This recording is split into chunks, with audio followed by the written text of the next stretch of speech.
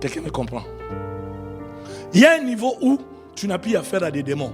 Parce que Dieu t'a élevé tellement que la grâce et la puissance de Dieu qui est sur toi, même si les gens font des choses, ces esprits-là, ces attaques-là n'ont plus trop d'impact sur ta vie.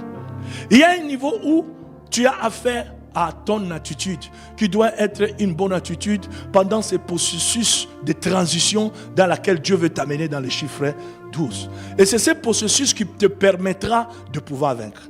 Nous avons lu les passages, la Bible dit que Moïse, après avoir vaincu certaines nations, les nations qu'il avait vaincues, c'était des nations qui l'empêchaient de pouvoir entrer dans la terre promise. Il les avait vaincues. Donc ce n'était plus un problème des nations. Ce n'était plus un problème de ses ennemis. C'était un problème de eux-mêmes avec leur Dieu. Un problème de transition.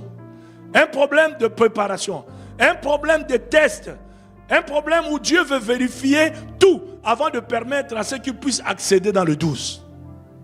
Et de fois dans notre vie, c'est ça. C'est simplement notre attitude. Notre attitude peut créer un vrai blocage. Pourquoi? Parce que quand nous commençons à attendre ce que Dieu a promis et nous voyons que ça n'arrive pas, on commence à tomber dans l'infidélité. Infidélité envers Dieu. On n'est plus fidèle à notre engagement envers le Seigneur. On n'est plus fidèle à notre amour pour lui. On n'est plus fidèle à la manière de le servir, à la manière d'aimer. Quand nous attendons, on a la promesse et que cette promesse ne se réalise pas, on n'est plus constant dans ce qu'on faisait auparavant.